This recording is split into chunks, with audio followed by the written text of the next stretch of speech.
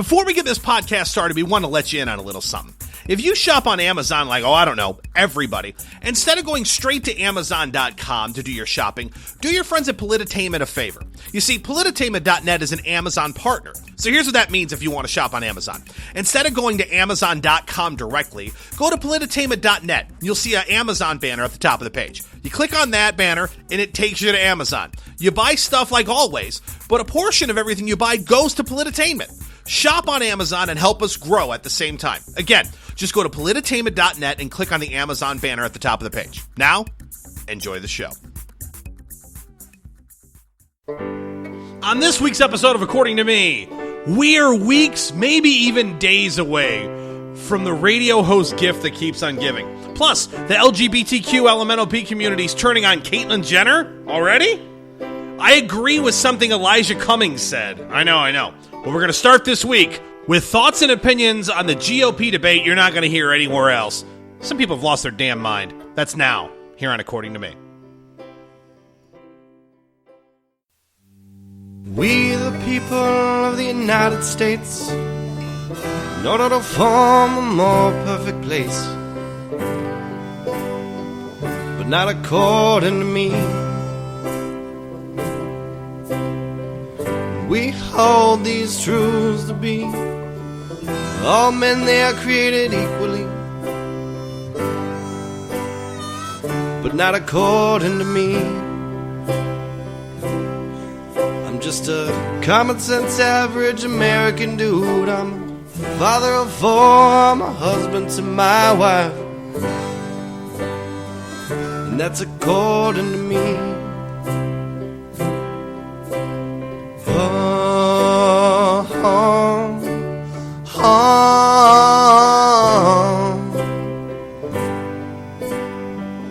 According to me, according to me.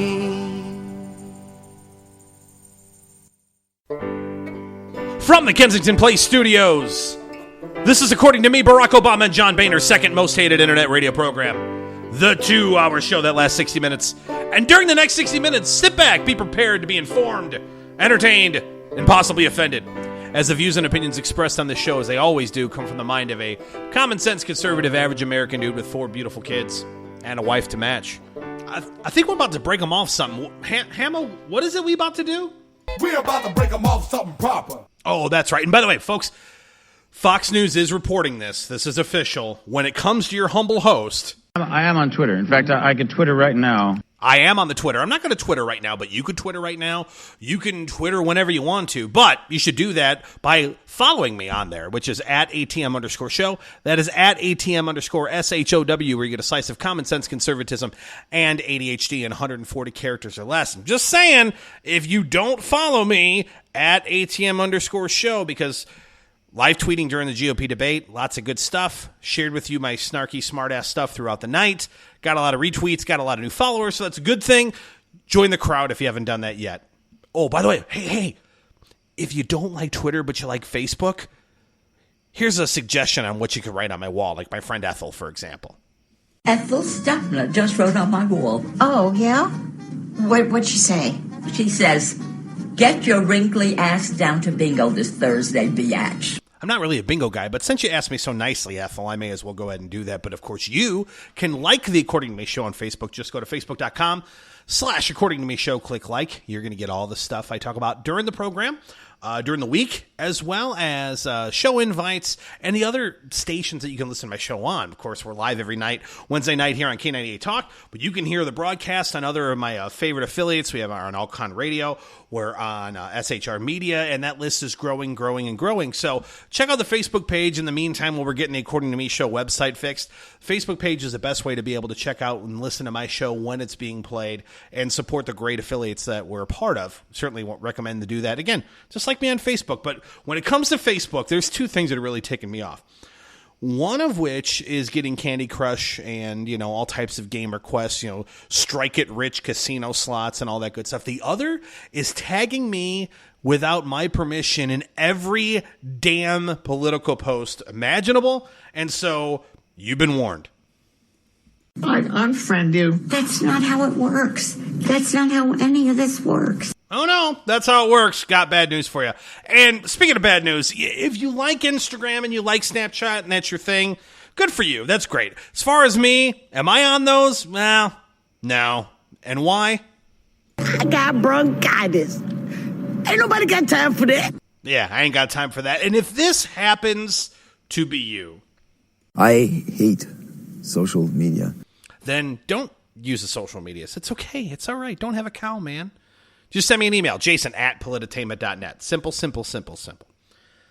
Now, the problem with having a show once a week is, when you have something that happens on a Thursday and your show is live every Wednesday, the next Wednesday, it doesn't seem like some of this could be very timely. And so for quite some time leading up to the show, I had pretty much determined I wasn't going to do a debate recap.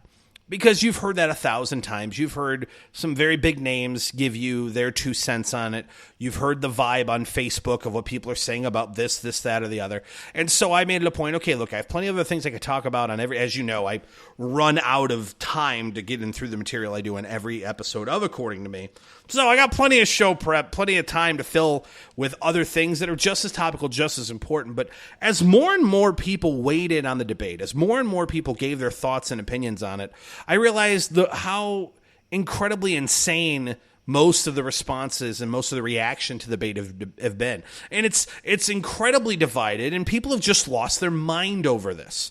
And so leave it to me, give you no prisoners, no BS state of affairs when it comes to the debate and what happened. Because I just think people have just absolutely lost touch with reality and what the hell's going on. I don't get it. I simply don't get it. It once again shows the love and admiration that people have for Trumpy the Clown and so many other aspects, and just it's just absolutely nuts. So wanted to share with you kind of my thoughts and opinions on the debate as a whole. A couple things. We look at the early debate. Let's look at the minor league debate, because that's what it was. The little kids table, if you will. Couple of takeaways that I have from that. Rick Santorum's done, clearly. Lindsey Graham's awful, clearly. I mean, really, really bad. I mean, we always made fun of Lindsey Graham. We've had, plenty of jabs at Lindsey Grahamnesty throughout the years here on According to Me, but my God, does he suck. I don't know how the guy, South Carolina, what in the hell's the matter with you? Seriously, how do you keep voting for this guy? Seriously. I wouldn't let him run a hot dog stand, and you keep voting him senator. What are you doing? Anyway. But when we look at the early debate, again, a couple takeaways besides the fact that Lindsey Grahamnesty's terrible. Some things that stand out to me. Carly Fiorina was top-notch, and that shouldn't surprise a lot of people who know a lot about her. But there's more and more news coming out in regards to where she really stands on a handful of issues. She talks a good game. Very no prisoners, very detail-oriented. What I like about Carly also is when she talks about things she's going to do. When it comes to any issue, any topic, what a lot of people like about Carly is not only will she tell you where she stands, but she'll actually lay out a plan of what it is that she's going to do. And for somebody who's not a politician, that's very impressive. So I'll give her that. I will give her the fact that she clearly has an idea of what she's going to do if given the presidency. I can't say that for the other candidates who are non-politicians, which we'll get into later. But that's the one thing that I took away from Carly quite a bit, is that she's very no-nonsense, very well-spoken, and very cutthroat with her answers, and kind of a take-no-prisoners, gives the mainstream media a bunch of crap back if they ask her a question that she feels is to be, if they accuse her of being, hateful, or they accuse her of, invoking the war on women, and the typical mainstream media MSNBC line of BS. She does a great job at throwing that right back in their face and then some. So I understand why a lot of people like her for that, but I mean, really, let's go through her record, folks, and we're going to do that very, very soon. And there's news already out there. I mean, you look at the one thing that I knew since day one is I remember Carly Fiorina being very, very against Ted Cruz in the shutting down of the government, and very against Ted Cruz in regards to his filibusters and him standing up for, whatever the issue may be. and being very aligning herself very, very much so with the GOP establishment on a handful of things, especially involving Ted Cruz over the last 6 months or so. And it's one of those things that should really give people pause, especially when these are the same type of conservative or fans that look at a one mistake that a candidate may make and they're done for the rest of their career. Carly's done a lot of things that should give a lot of people pause. And when we really dig into her record, and it's going to happen, folks, you need to know where you stand in regards to her, because my spidey sense says that it's not all what you think it is in regards to how incredibly conservative she is. I mean, first of all, she's from California. Let's just throw that out there right now. Don't know how conservative you can be from California. Don't get me. Ronald Reagan wasn't the. I know he gets a lot of credit for being the dean of conservatism, and he did a great job of giving the message of conservatism that no one else can, and no one has ever matched him ever before. But as far as his policies and what he did in the White House, stop yourself. We had an obscene amount of money spent on defense, and we had amnesty in 1986. Let's just not give him the crown of conservatism across the board, because it's really not a fair assessment, in my opinion. I know maybe our vision's a little clouded 20, 30 years later, but I'm just saying, that's where Carly Fiorina comes from. She comes from California, so you have to have pause when a quote-unquote conservative from California comes out, just like one from New York. We'd all go, huh? Chris Christie? Huh? You're conservative in New Jersey? That doesn't make any sense. That's because he's not, right? Just telling you, folks. Don't fall head over heels yet. And one last thought, and it seems like the wheels are already falling off in regards to Rick Perry. But I think a couple things in regards to Rick Perry. First of all, I think 2012, he had a real shot, and, forgets the answer of one question on a debate, and it all fell apart for him. But when you look at any of those clowns on the stage, at the minor league debate on Thursday night, the guy with the most accomplishments, the guy who's done more as a leader, is Rick Perry. Look at the amount of jobs created in Texas. It's staggering. It's absolutely staggering. Look at a state that has the surplus that it has with no income tax. The guy's done a tremendous job. You can't argue with results. But yet, no one seems to care. And I know he tried to strike, knockout blow after knockout blow, and he did decent at best in the debate.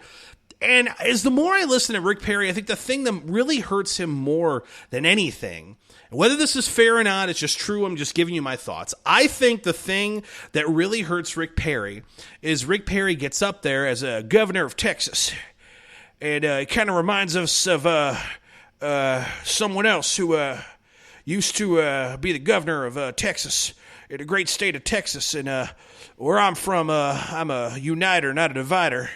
And we did good things down in Texas. Sound familiar? That's the vibe I get every time Rick Perry talks. Maybe it's fair, maybe it's unfair, but I'm telling you, I think a lot of people in the back of their mind, have another George W. Bush when they look at Rick Perry, which I don't think is fair, but I'm just being honest, and I think that's what's killing him. And I think that's why he's going to be out of this race very, very soon. Sucks, but it's true. No one has a better track record when it comes to results of running a state than Rick frickin' Perry. Did he do a better job than Scott Walker? Yes. Did he do a better job than Chris Christie? Yes. Better than John Kasich? Yes. But no one cares. And that sucks, because he's way better than that. And I think people just simply look at a governor of Texas and they write it off. They want nothing to do with it. But that's my thoughts on the minor league debate, essentially. You're going to see Fiorina move up there and certainly take her place where she should be. She should be on the main stage, without a doubt. Because she's going to be switching spots with John Kasich very, very soon. What in the hell was that? As far as losers of the major debate are concerned, here's a couple thoughts in regard to it. John Kasich had the home field advantage, and he was god-awful. He was still bad. I don't know how anyone considered him to be anything other than bad. I think he was awful, and the fact that he goes up there and he goes, I did this, and then in 1970 I did this, and that you're part of the problem, dude. You're the guy who's been in political office for 40 years. Yeah, we kind of don't like people like you.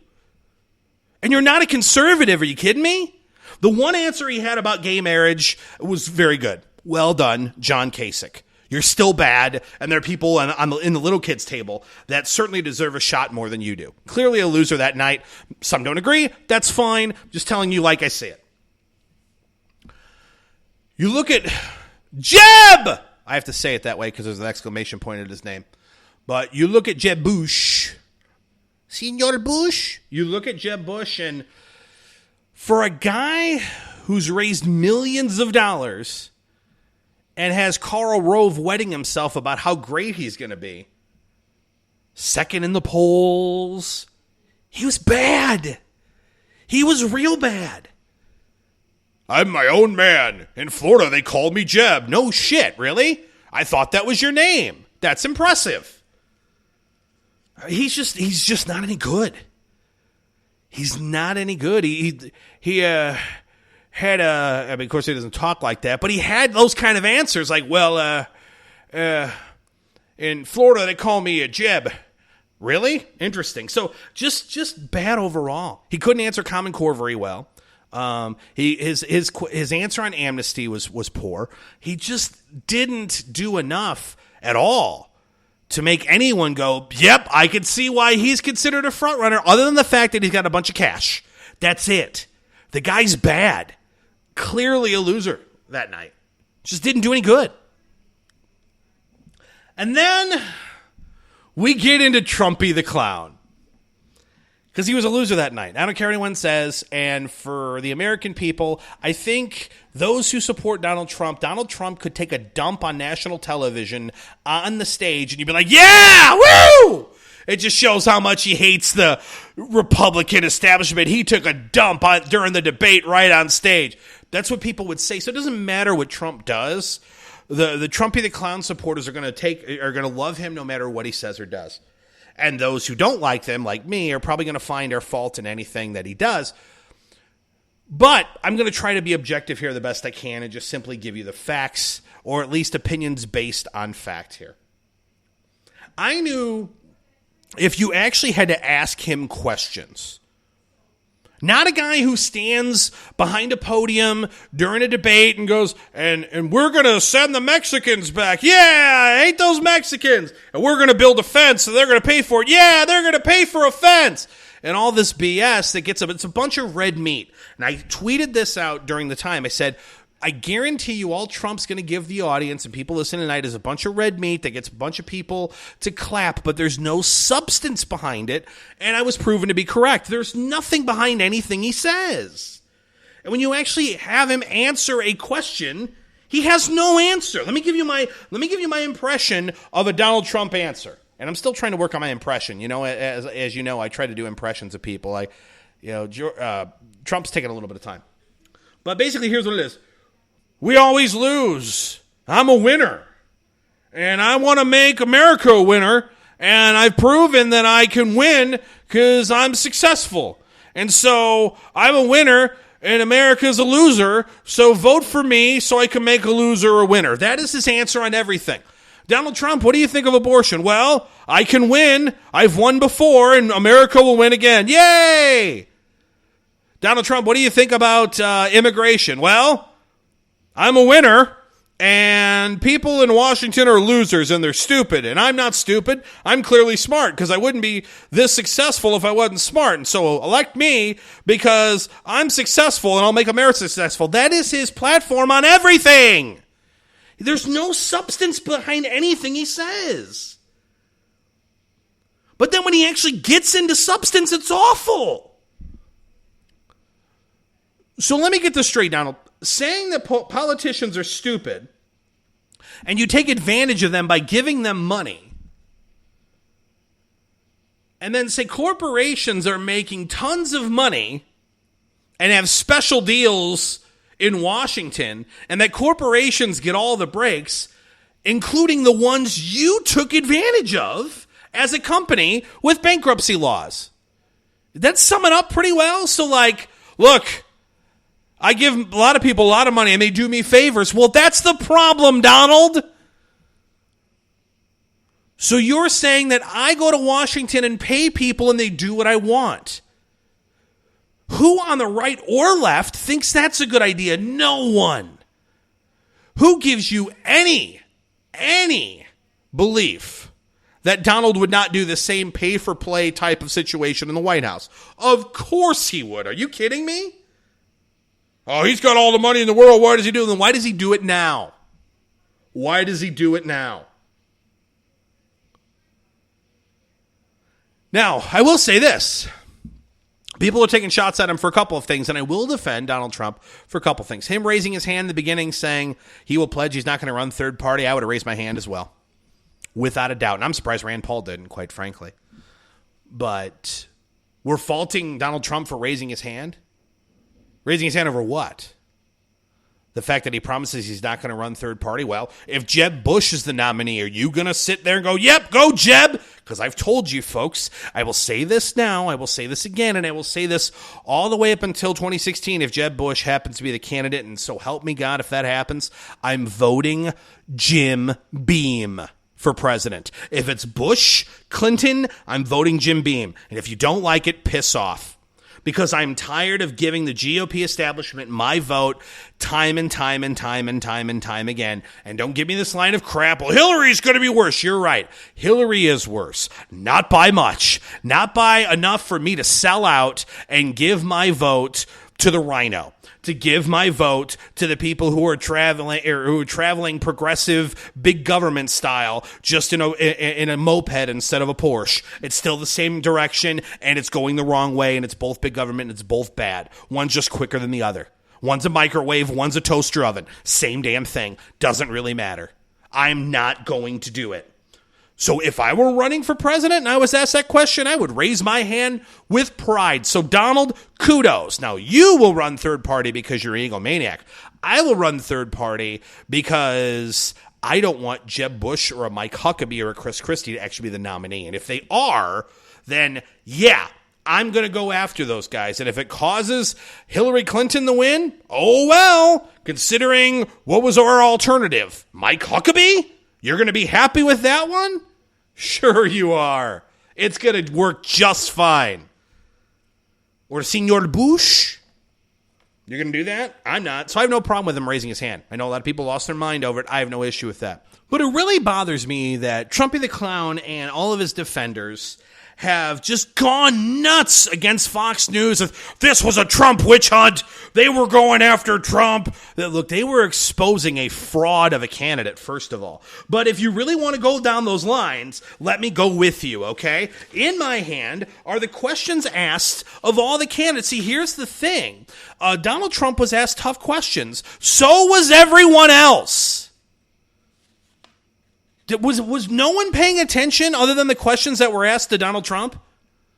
So let me read these for you really quick. I'm not going to play the audio for him. Dr. Ben Carson was asked, hey, look, you're a successful neurosurgeon, but you have to admit you need to study up on foreign policy. You said the Baltic states are not part of NATO. Just months ago, you're unfamiliar with the major political parties and government in Israel. And you said Alan Greenspan was a Treasury Secretary instead of Federal Reserve Chair. Aren't these basic mistakes? And doesn't that raise legitimate questions about whether you're ready to be president? That was a question. That was the first question asked of the debate to Ben Carson. Was that a softball? Hey, Ben, what makes you think you're qualified? Because you made some stupid-ass mistakes already. And clearly, these are pretty basic mistakes. So what say you? See, I don't seem to recall anybody crying foul for Ben Carson, saying that he was unfairly targeted. That wasn't a nice question to ask. They're trying to kill Ben Carson. No one said that, did they? No, that was fair game. What about Marco Rubio, who was asked, hey, Jeb Bush, when he, declared that he was going to run for president, he kind of made this little jab that, hey, when you're a governor, there's no hiding or blending in the legislative crowd, What makes you think, Marco, since you're just part of the legislative crowd in Senate, that you're better prepared to be president than he is, a man who did a great job running your state of Florida for 8 years? Yeah, that's a softball too, isn't it? Yeah. That's just as soft as a question as, hey, Marco, what's your favorite Elton John song? Or, hey, just tell us, what's on your iPod? Isn't that great? Yeah, it may as well have been the same kind of question because it was a softball. as we all know. Not nearly as hard as the Donald Trump questions are trying to unfairly treat Fox News, trying to untreatly. Scott Walker was asked, hey, why is it when 83% of America say that they're okay with abortion being done if it's a life expectancy issue with the mother? Why are you against that? Why are you so out of the mainstream when it comes to abortion? This is Fox News asking this question. Is that a tough question for Scott Walker? You're damn right it is. That's a tough question. What about Rand Paul, who was talked about, hey, you recently blamed ISIS on Republicans. Why are you so quick to blame your own party on that one? You blame them over the last 20 years that we've created ISIS. Why would you say such a thing? Why are you blaming your own party? You're a Republican? What's up with that? That's a softball, huh? What about Senator Cruz, who was asked, hey, you even called the Republican Senator leader Mitch McConnell a liar recently. How can you win in 2016 when you're such a divisive figure? He's so divisive, isn't he? Chris Christie was asked about his piss-poor record in New Jersey. And you're not necessarily the darling of conservatives. You tout your record as a Republican in a blue state. However, under your watch, New Jersey has undergone 9 credit rating downgrades. You're the state's 44th in private sector growth. You face an employee pension crisis, and the Garden State has the 3rd highest foreclosure rate in the country. So why should voters believe that your management of the country's finances would be any different? That's a hard-ass question to answer. And Christie did it not so well. But you guys get my point. There were tough questions throughout the entire evening. And for people to simply go, did you see where they asked Trump the question about, when did he turn Republican? And he said bad things about women, and that's just unfair. And why would he say things like that? This is clearly a witch hunt, and Megyn Kelly's a bimbo, and so on and so forth. Get over yourself. I don't know why Fox News is getting destroyed the way they are. I really don't. I am not a Fox News guy. I think the Republican Party sucks as much as the Democrats 99.9% of the time. And I will say that the Republican Party, or that Fox News is 99.9% of the time a mouthpiece of the GOP establishment. So not such a fan.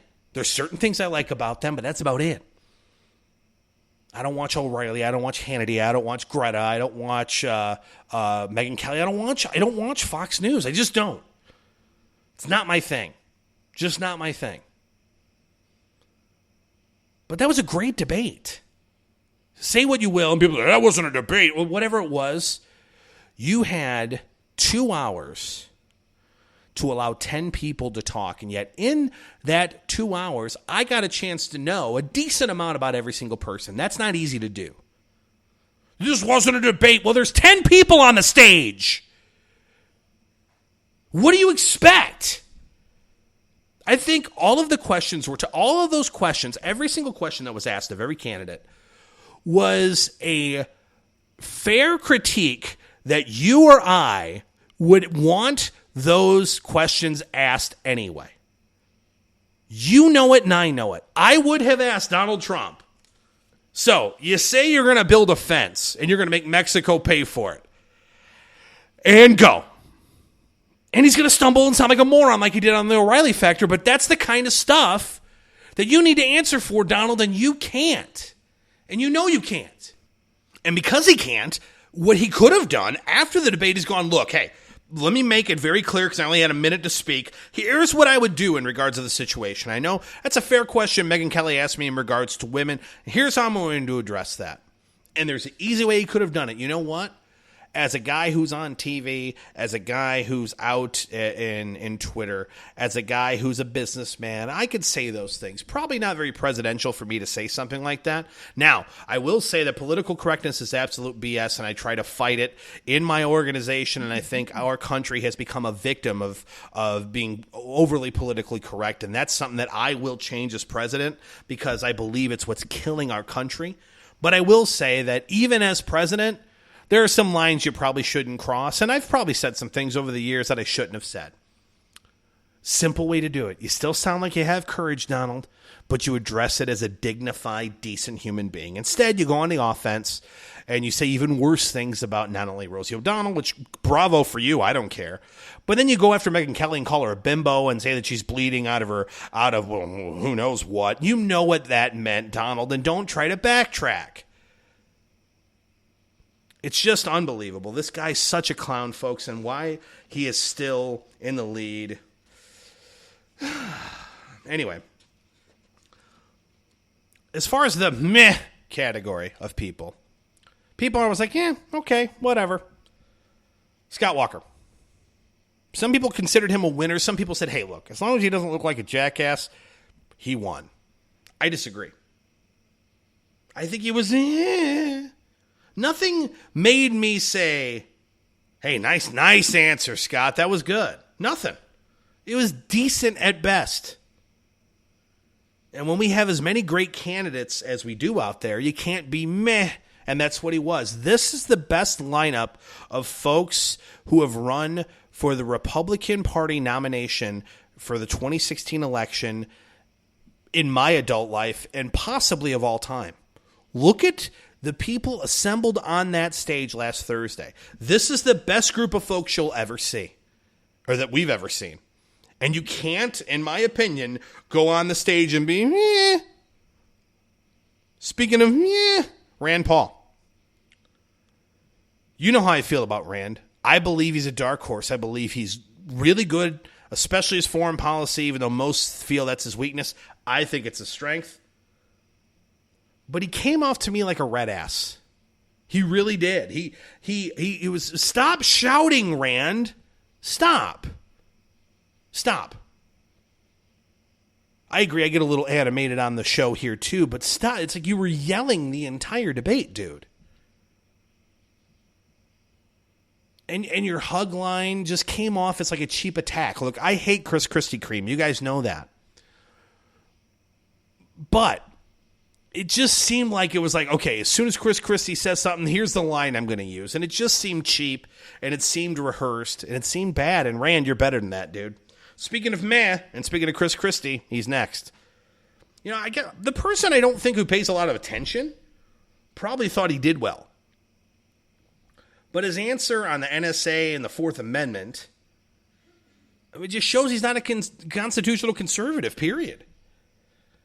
And I'm tired of the blue state BS as to why you suck at things. Well, he's running a blue state. You got to understand it. New Jersey's still struggling, but he's running a blue state. He's been running a blue state for 6 years. Whenever Obama goes after his predecessor, we're like, oh, blame Bush, blame Bush. Christie's been doing that forever. No one calls him out on that. And even though some people consider him a winner, to me, meh, Mike Huckabee. Many thought he did well, but to me it was just red meat and one-liners. That's all it was. It was like, you know, we're going to stop Planned Parenthood from selling babies like they're parts of a Buick. Ooh, yeah. What are you going to do, Mike? What substance do you have behind any of your answers? It's just red meat, no substance. Similar to Donald Trump. You just look a little bit more qualified than Donald. Now, winners, in my opinion, Ben Carson did well. No one knew who this guy was. And I ripped on him for saying he isn't ready, and I still don't think he is. But Carson came off like a very smart, calculated leader who isn't a politician. And we're being told people like Trump because he's not a politician. Well, how about Fiorina, and how about Ben Carson?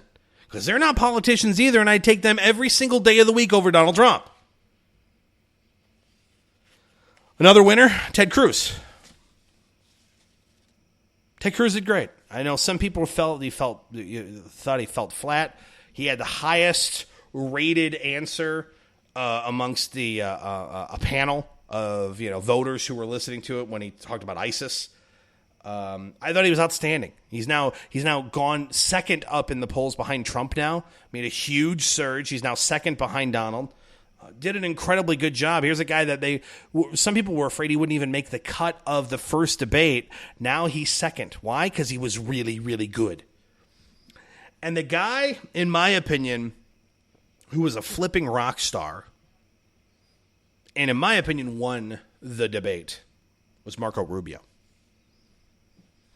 There wasn't an answer he gave that didn't make me say afterwards, "Nice job, Marco."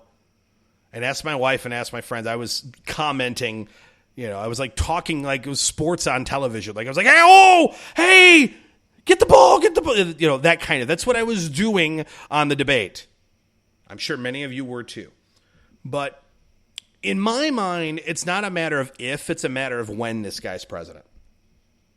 It may not be 2016. I assure you, he will be the president someday. Have you heard his answer on abortion? Where he doubles down. He's like, look, did you hear the interview on CNN with Marco Rubio? Where he just simply doubles down on abortion. He's just like, look. Bottom line is, stop your science bullcrap. I'll give you science. Here's what the science is.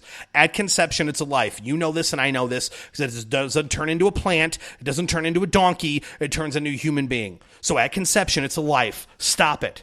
You want to talk God? Fine. You want to talk science? Fine. We win both arguments. I'm not backing down. And I know a lot of people rip Marco Rubio for the Gang of Eight thing.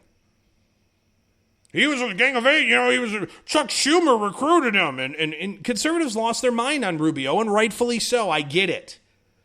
But as the bill changed, and as border security no longer was in the bill, Rubio walked away from it. And ultimately voted no. Now, some will still say, yeah, but he wanted amnesty, but ... Well, I mean, if we're going to play the game of people who were in favor of one thing, but yet when it came down to voting for something, voted the other way, we could do that easily with, Ted Cruz, if we want to go there, with TPP. You remember me talking about this weeks on the show. I don't know what to think here. Obama wants it, and so does Ted Cruz. But Rand Paul and Nancy Pelosi don't. What in the hell is going on? Well, then we come to find out that the reason why Ted Cruz walked away from it was the Import-Export Bank, the thing that Mitch McConnell lied to him about. Well, he flip-flopped on an issue, too. Is anyone giving him crap about supporting TPP? No. Why? Because he found out a little detail. He said, nope, I'm done. That's what Marco did with the Gang of Eight bill. Let's look at Walker with immigration and Common Core. He's flipped on those things. Well, I've evolved on those issues. Okay. I'm not saying that you can change your mind. It's okay to do that. As you become more informed, or maybe because your constituents are saying one thing or the other, you could be swayed based on whatever. I get that. That's okay. But no one gives Walker crap for that. What about Trump on abortion? No one gives Trump any issue on that. Rand Paul and the drones. I'm going to filibuster on drones until I don't care about drones anymore. You're violating my rights. Without proper search and seizure, drones can just do whatever they want. Can they go after American citizens? I'm going to filibuster, and then next day I don't care. Right? So why is it these guys can get away with it, but Rubio, nope, he's dead to me. Dead to me, Gang of Eight, dead to me. And the last thing before we go to break here. Again, I think Fox News did a good job. I really did. I think all the questions were tough, but they were fair. And if you want, we knock the mainstream media all the time for asking people on their side softball-like questions that have no substance whatsoever. And yet every candidate got tough questions, and people say, well, the moderators just wanted to be about them. BS. Get over yourself. But I will say this. After the debate, and you could have saw this if you followed me on Twitter. Wink, wink, nudge, nudge. When Megyn Kelly's sitting here going, I'm a woman, and he has to understand that I'm a woman. You know what? You're a woman. Congratulations. Stop being a damn victim, however, Megyn. We know you're a woman. But if I point out you're a woman, I'm being a sexist. But you can point out you're a woman and how he shouldn't talk to a woman a certain way. Well, which one is it, Megyn? Are you just a respected peer along Brett Baer and Chris Wallace? Or are you the woman of the panel? So you can't be talked to that way. Which one is it, Megan? Megan's smart as hell. She's not a bimbo. And she's tough. I'll give you that. But you can't ask for and earn, quite frankly, respect as a hard-hitting news contributor. And then when you get some heat, go, look, as a woman, that was not cool. You're just like everybody else. If someone took a shot at Chris Wallace, does anyone give a crap? No. Does anyone give a crap that Brett Baer got bad-mouthed by Donald Trump if he did? No. But Megyn Kelly, that's a war on women-like thing. We're as bad as the left. Jesus. If you can't take the heat, get your ass out the kitchen. Period. You can't ask for equality and then hope for exceptions to the rule. You're either one of the guys or you're not. You're either a peer or you're not. But that's my thoughts on the debate. What are yours? Share those with me on Twitter. After the program, also, of course, like the Facebook page, and you can do that as well. All right, now coming up next, we could be possibly just weeks away from an announcement that is going to make my radio dreams come true. What's that? We'll talk about that next on According to Me. According to Me.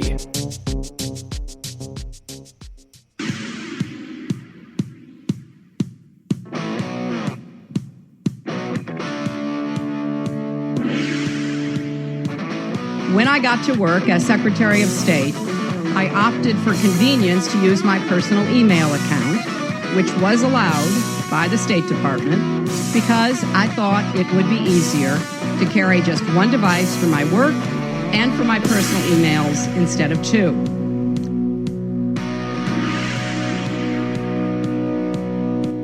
Whoa, BlackBerry, Bam-a-lam. Whoa, BlackBerry, Bam-a-lam. Hillary got a phone, Bam-a-lam, and the server's at home. Bam-a-lam, and Obama didn't mind. Bam-a-lam, the blind leading the blind. Bam-a-lam, whoa, BlackBerry, Bam-a-lam. Whoa, BlackBerry, Bam-a-lam.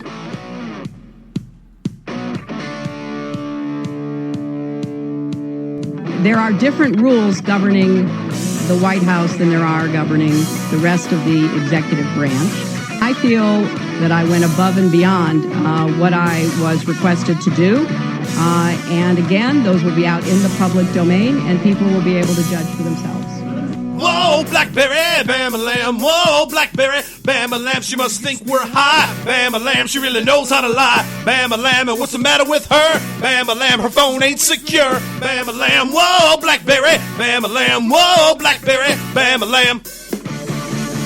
My direction to conduct the thorough investigation was to err on the side of providing anything that could be possibly viewed as work-related. Out of an abundance of caution and care, we wanted to send that message unequivocally.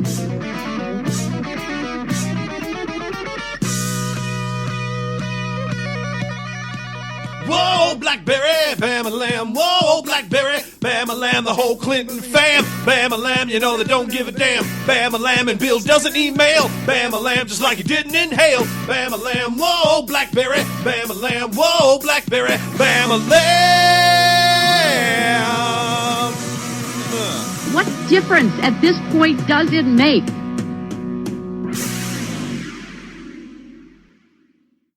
Are you conservative in a world of liberal? Yep. Mm-hmm. Well, you're not alone. Hey, I'm Daniel Stafford, host of the Stafford Voice, and I'd like to invite you to tune in each Monday, 10 p.m. Eastern, where I'll break down the events of the week, and together we'll learn about how they affect you. So, sit back and get ready for the good, the bad, and the ugly of talk radio right here on K98 Talk.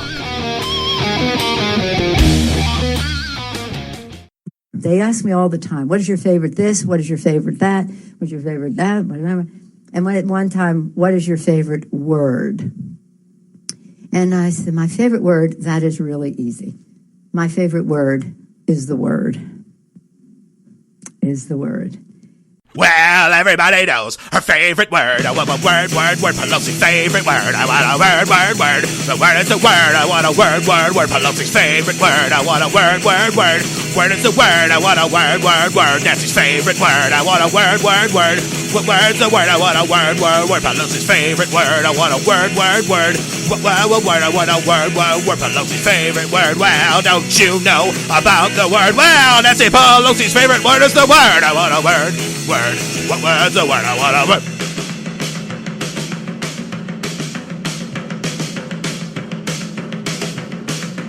And that is everything. It says it all for us. The word. Isn't it a beautiful word when you think of it? Just covers everything. Word.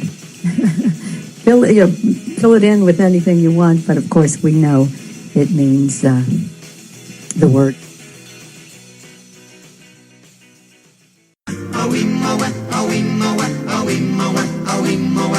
In the jungle, the mighty jungle, the lions. He's the honey badger of internet radio. Oh, the honey badgers are just crazy. According to me. Ew, what's that? It's mouth.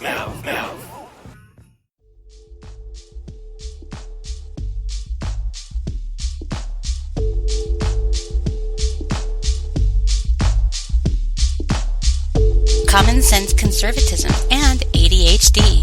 It's According to Me with Jason DeWilkins. Welcome back to the show, folks.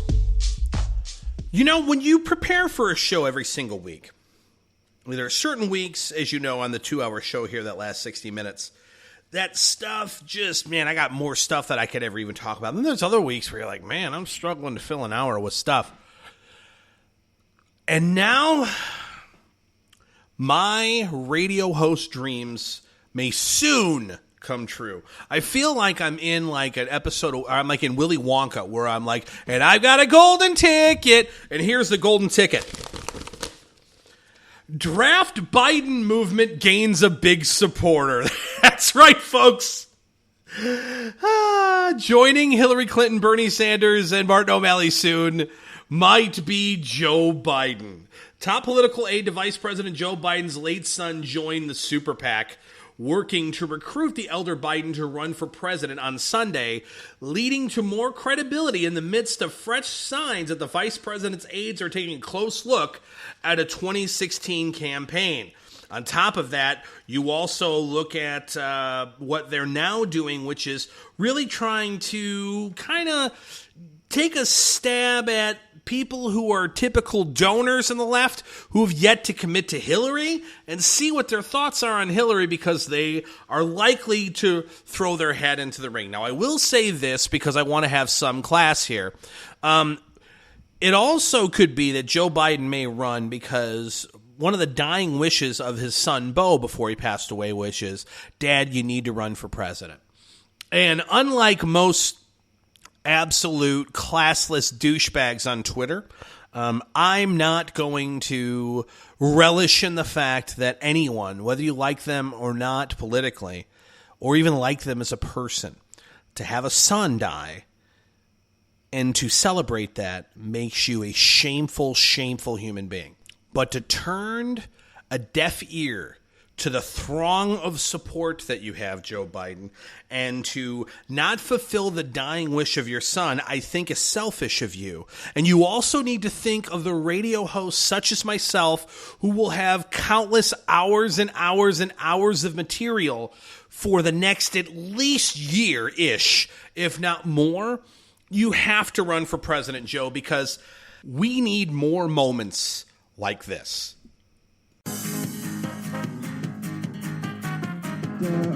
Chuck Graham, state senator's here. Chuck, stand up, Chuck. Let him see you. Oh, God love you. What am I talking about? And Neil Smith, an old buddy. Are you here, Neil?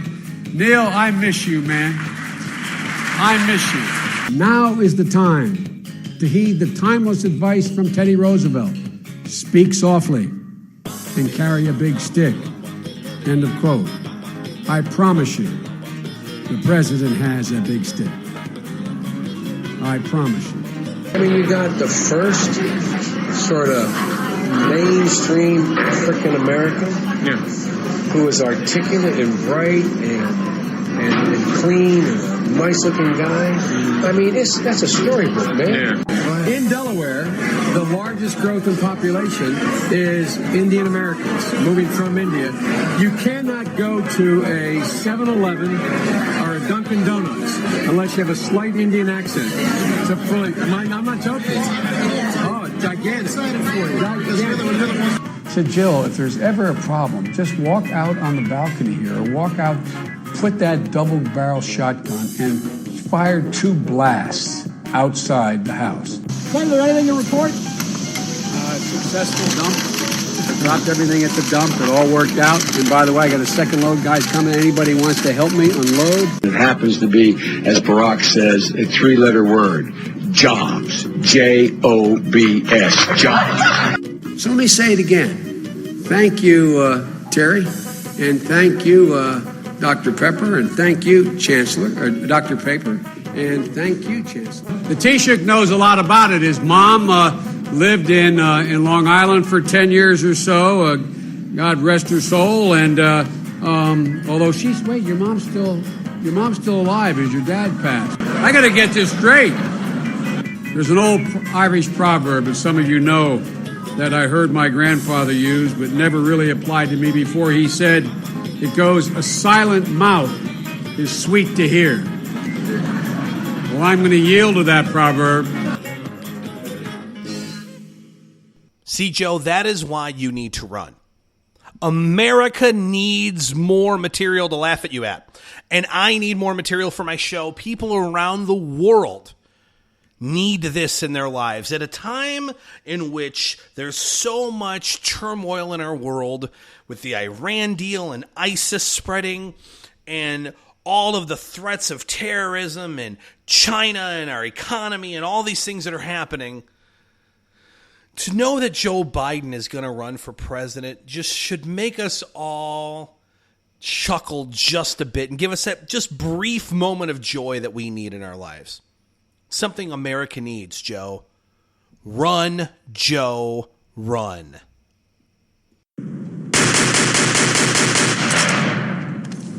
I know a lot of you listen to a podcast of this show, okay? Maybe you don't get a chance to hear it live because you hate America. I get it. So if you're driving your car right now, if you're on the highway or maybe just driving through your neighborhood, even if you're operating heavy machinery, I'm going to ask you to pull it off to the side of the road or throw it in the park, shut it off, do whatever you have to do because you're going to kill someone based on what I tell you right now because you're not going to believe it. And here it is.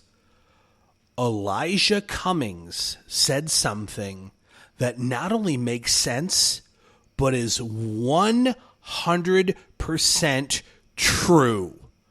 I know. And the thing is, he's a black guy, so he's allowed to say these things. I'm not allowed to say them. He is.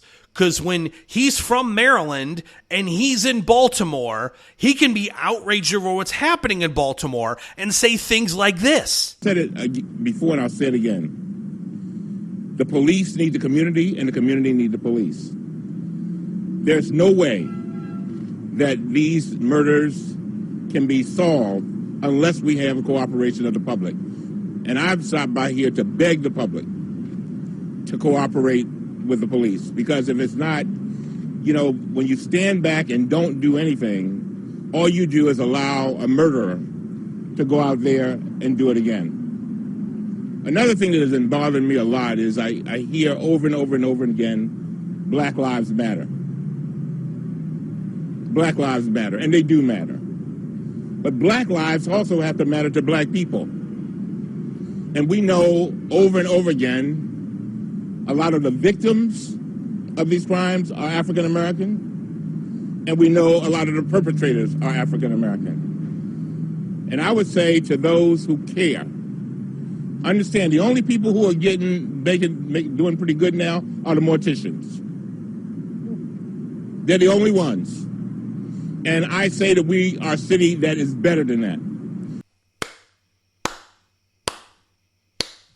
Nice job, Elijah.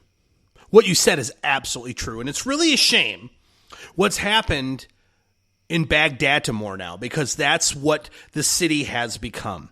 And you can blame corrupt elected officials, like yourself most of the time, Elijah, but you can blame the absolutely corrupt and incompetent mayor, and quite frankly, your own party there, Elijah, that has ran that city into the ground decade after decade. Now you're looking at one of the most dangerous cities in America. You're looking at a city that's giving Detroit a run for its money. And why? Because you're flipping off the police. Elijah, I got to tip my cap. Nice job. You know, another thing that plagues Black America, unfortunately, is the fact that if you as a Black person in America don't think the way others think, if you have not received your marching orders from the Al Sharptons or the race baiters or race hustlers out in the world, you aren't really Black, you see? I mean, maybe your color is that of a Black person, but you clearly ain't down for the struggle. And the same thing is going on right now with Bruce/Caitlyn Jenner and the LGBTQ LMNOP community. And if you remember with Diane Sawyer, is my dear friend Diane, I'm a conservative. I'm kind of conservative, really. And people are like, oh my God, he's conservative, but he's so brave. I don't get it. It's weird. He's brave, but he's conservative. She's brave. I'm sorry. She's brave, but conservative? Ew, how's that even possible? And that's the thing I can't get past, folks. By the way, side note, ADD moment. It's surgery to make her look more feminine. He, she, whatever the hell. Long hair, you have breastages, you have all that. Could you at least talk like this? Hi, everyone, I'm Caitlyn Jenner. Can you at least fake it? Can you at least pretend you sound female?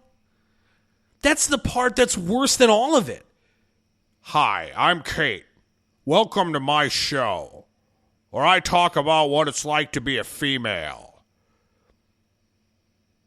It's B. Arthur all over again, only B. Arthur was actually a woman. Oh, my God. Can we do something about that? Can we go have a GoFundMe to change Caitlyn Jenner's voice to where it sounds more feminine? I mean, can't you just make one up? Hi, everybody, I'm Caitlyn Jenner. It's, something. But now, Caitlyn, you are the spokesperson of a huge generation of transgenders now. Now you are the voice. So you have to go along with what the LGBTQ LMNOP community want you to say, because soon they won't let you talk for them when you say crazy things like this. They were talking on I Am Kate, the show, about finding entry-level jobs for those who are transgender because it's really hard, and it's just hard for them to be taken seriously with jobs. And then Kate said this. It's a big issue. They're homeless and unemployed, so it's just going to take a lot more. I think if I was to focus on one area, it would be like entry-level jobs. Just have so that these girls have some alternative if they want it. Don't a lot of times they can make more not working with social programs than they actually can with an entry-level job.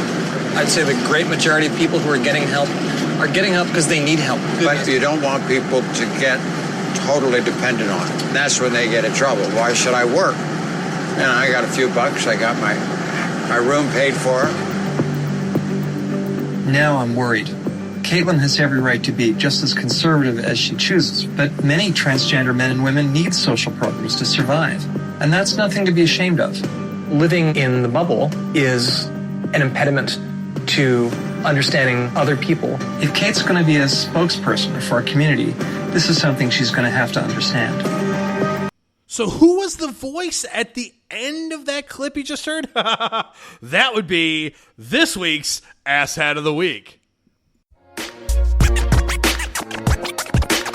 It is time for this week's Asshat of the Week.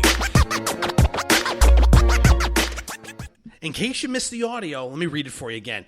Caitlyn has every right to be just as conservative as she chooses, but many transgender men and women need social programs to survive, and that's nothing to be ashamed of.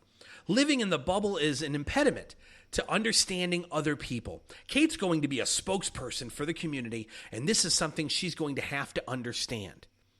Says LGBTQ LMNOP activist and asshat of the week this week, Jenny Boylan. So Jenny says, Kate, that you can be as conservative as you want to until you can't be conservative anymore, because that's not what the LGBTQ LMNOP community wants you to stand for. So you need to stand for social programs and social justice and ways that we can not be equal but get ahead. That's right. So Caitlin, while it might be, lady looks like a dude, you, Jenny Boylan, are this week's asshat of the week. Tune in next week for another exciting installment of Asshat of the Week.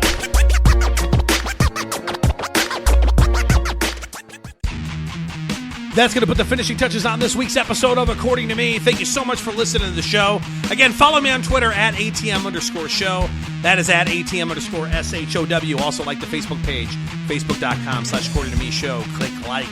We'll be back next week, faster than you could say furious, with another episode of According to Me goodness. Yummy. But until then, goodbye, America.